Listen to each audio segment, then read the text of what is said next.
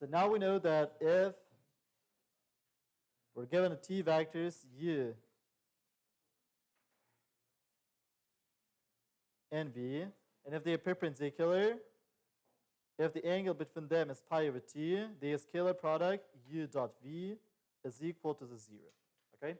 At the same time, for us, it's important find the projection of the vectors to the other vectors. Okay? For example, if the t vectors u and v are perpendicular, if you project the vector v to the u, what kind of vector you will have here at this image? What do you think? Just one dot, just the 0 vector. Okay? So if the t vectors are perpendicular, this is going to be one dot, right? Actually, when we talk about the projection of the vectors, it means we just need to find a shadow of the vectors onto the another one, right? Okay. So in general case, when it is a bit more difficult, so let's say we're given a vector v and vector u. Okay. So you are given these t vectors, and what you want is you would like to find its projection. Okay. So projection means basically you need to find this vector, right? Where the end of the vector v is made perpendicular. So we need to make the perpendicular line from the end of the vector v to the u, right? Then we need to connect this point with the beginning of the vector u, right? This is going to be a vector, which is the projection of the vector u onto the vector v onto the vector u, okay? So this is red vector, and we're going to denote this as the projection vector of the v onto the u. You understand this? So we're projecting v onto the u. Good? So if you're given t vectors v and u, we're interested to know what are the components of this vector. Okay? You see, so this is the vector as well. So if we're talking about this 3D, vector v is going to given with a 3 tuple. Vector u is given with a 3 tuple. Then obviously vector projection, this red vector, is also given using this 3 tuple. So do you have any ideas how to find this red vector?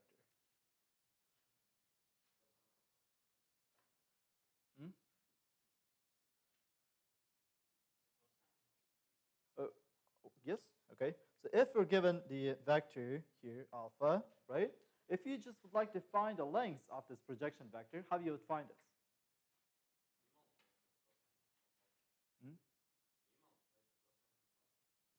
Yes?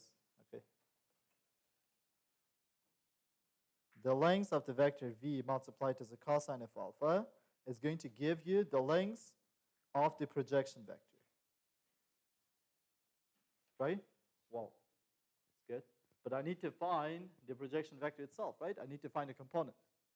Is it possible to get this projection vector from the u by doing some operation with the u? So we need to use one of the operations which we defined yesterday.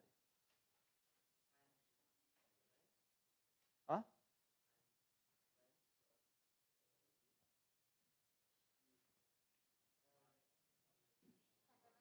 So you're given vector u.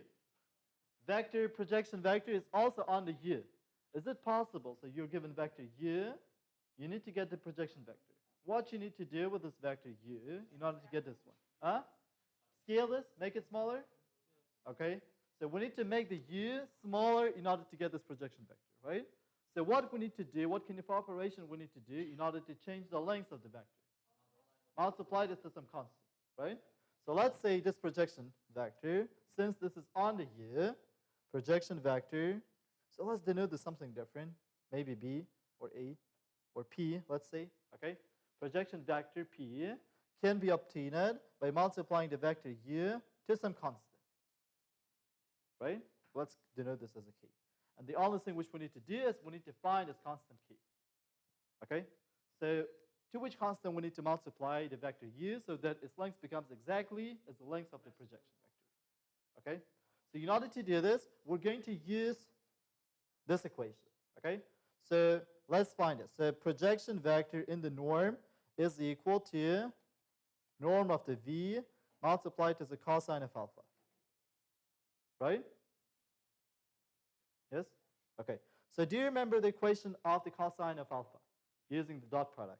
So the cosine of alpha is equal to the u dot v divided to the norm of the u multiplied to the norm of the v. Right? Do you understand this? Do you remember this? Okay. So now we can cancel them, and we're going to have u dot v divided to the norm of the u. Right? At the same time, norm of the p from this side is equal to the norm of the u, right? Multiplied to the module of the k. Do you understand this?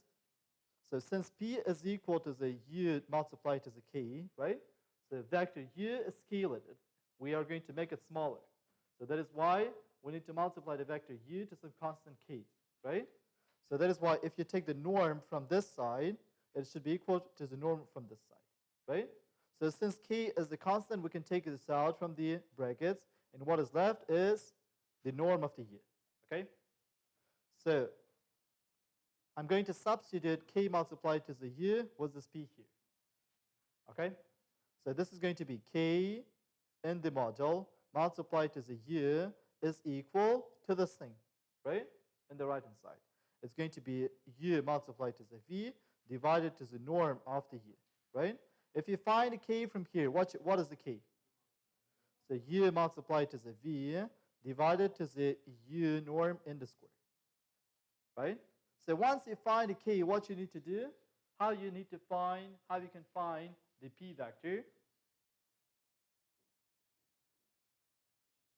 So just substitute this to here, right? Okay. So p vector, projection vector, is equal to the u dot v divided to the norm of the u in the square, multiplied as a scale, or just the multiplication, right? Because this is going to be scalar. Just multiply to the u vector, okay? Do you understand how we obtain the formula? Okay. So let's do an example.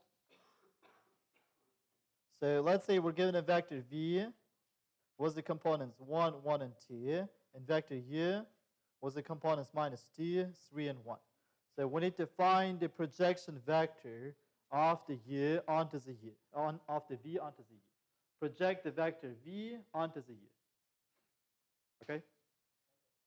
So we need to use this formula. So u dot v divided to the norm of the u in a square multiplied to the u simply. Okay? So we need to find the scalar. Okay?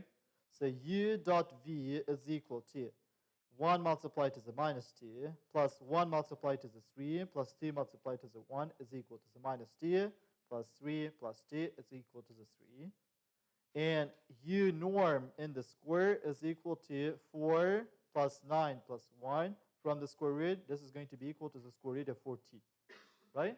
So that is why the projection vector is equal to 3 divided to the square root of 14 multiplied to the u, which is minus 2, 3, and 1. Okay? If you want, you can multiply this constant to every single component of the vector u. This is going to be equal to minus 6 over square root of 14, 9 divided to the square root of 14, and 3 divided to the square root of 14. We've just obtained a vector, which means the projection of the vector v onto the u.